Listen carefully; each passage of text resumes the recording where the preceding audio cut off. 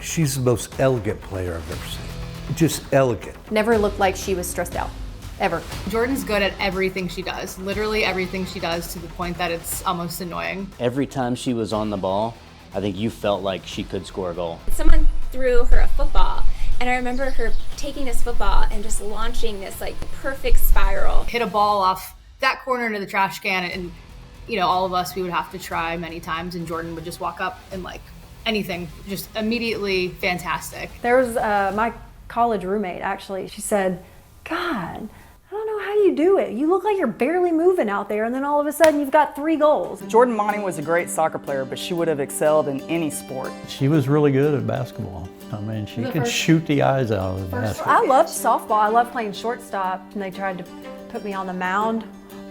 I threw the ball over the backstop. Jordan made the most of her 4 years at Poteet, earning first-team All-District honors every year. It's the first goal I ever had in high school. And finishing her career with 101 goals and 55 assists. Winning is important, but I think the most important thing at the end of the day is how you're bonding with your teammates and the fun you get to have. Last time I've been in this building is May of 2006. It's nice to be back. Not only was Jordan one of the best players that I coached at FC Dallas in club soccer, she was a fierce competitor. She could score through the run of play, she was dominant on set pieces, and there was no doubt when she got the ball in the final third of the field, we had a higher chance of scoring.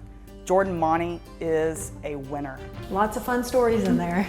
As a senior at Poteet, Jordan was the district's co-MVP, and she accepted a full ride to play soccer at East Tennessee State University. It was a huge get because we recruited her hard against some other competitive schools, and lucky enough she chose East Tennessee. But I'll tell you what I loved watching her is her headers. She can put the ball in the back of the net on a header as good as anybody ever coached. We would play like 5v5 small-sided games, and out of nowhere, she just did a diving header goal. I think she had kind of this like little Texas swagger to her, and it stood out. She just brought it every day. In college, the competition was tougher, and Jordan got better.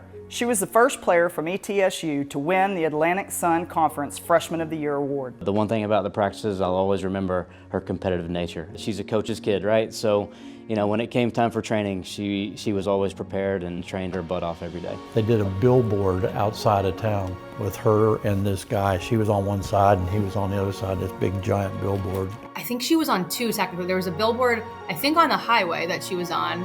And then when you walked into the stadium on the right-hand side, there was like a metal plaque, and she was on that plaque too. Jordan was all conference all 4 years, both academically and athletically, and was eventually named to the Atlantic Sun's all-decade team. Pretty big honor. A first for an ETSU athlete. But the records weren't the most important thing to her. The most important thing was to push others, to be a team, to be a leader, and for us to win. Looking back and thinking about all of it, yeah, I mean, those were great times in my life, and I would never trade it for anything else, but I also would have never gotten those accolades if it weren't for the people around me.